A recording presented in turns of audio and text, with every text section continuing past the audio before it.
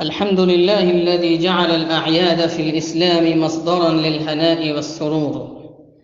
الحمد لله الذي تفضل في هذه الأيام العشرة على كل عبد شكور. الله أكبر الله أكبر الله أكبر، لا إله إلا الله والله أكبر، الله أكبر ولله الحمد. الله أكبر كبيرا، والحمد لله كثيرا، وسبحان الله وبحمده بكرة وأصيلا. اللهم لك الحمد بما حمدت به نفسك وبما حمدك به الحامدون من جميع خلقك. لك الحمد حتى ترضى، ولك الحمد إذا رضيت، ولك الحمد بعد الرضا. لك الحمد يوم أن كفر كثير من الناس وأرشدتنا للإسلام. لك الحمد يوم أن ضل كثير من الناس وهديتنا للإيمان. اللهم صل وسلم وزد وأنعم وبارك على سيدنا محمد وعلى آله وأصحابه أجمعين. أما بعد، فيا أيها الإخوة المسلمون، عيد الأضحى يوم التضحية والفداء، يوم الفرح والصفاء، يوم المكافأة من رب السماء للنبيين الكريمين السيدين إبراهيم وإسماعيل صاحبي الفضل والعطاء. سيدنا إبراهيم عليه السلام يمتحن ليمنح، ويختبر ليعلو، ويبتلى ليسمو. فلما بلغ معه السعي بدأ إسماعيل الصغير يمشي، وأصبح ليكون عونا لأبيه في أشغاله وحوائجه. وهنا أعظم مرحلة الحب من الوالد لولده، ولكن الله أراد إخلاص قلبه وتمحيص فؤاده واصطفاء نفسه واجتباء وجهته.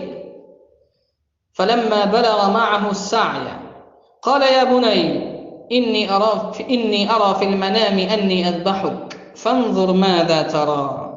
قال: يا أبت افعل ما تؤمر، ستجدني إن شاء الله من الصابرين.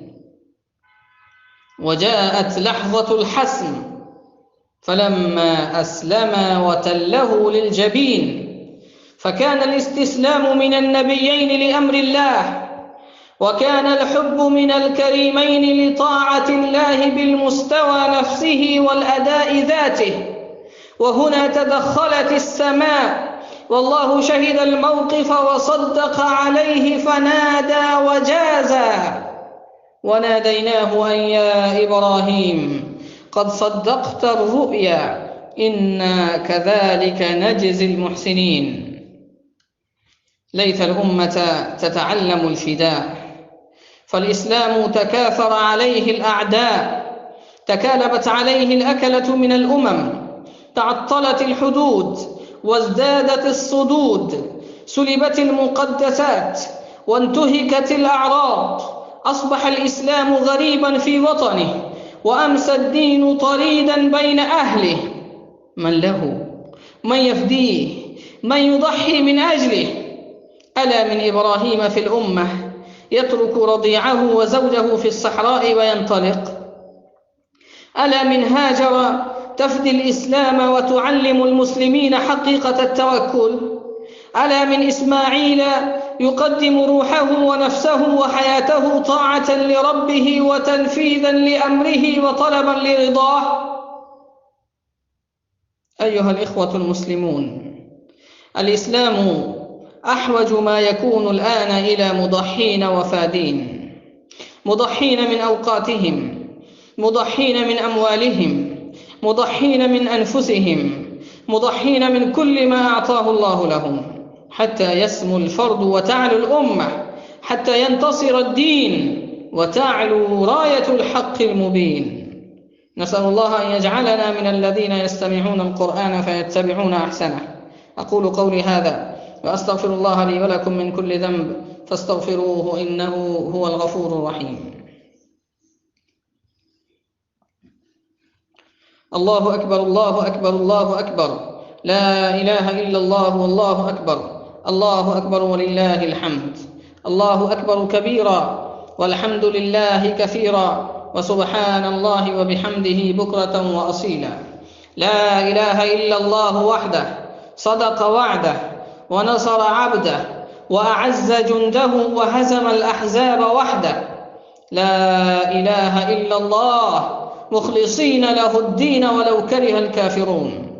اللهم صل على سيدنا محمد وعلى آل سيدنا محمد وعلى أصحاب سيدنا محمد وعلى أزواج سيدنا محمد وعلى ذرية سيدنا محمد وبارك وسلم اللهم تسليما كثيرا.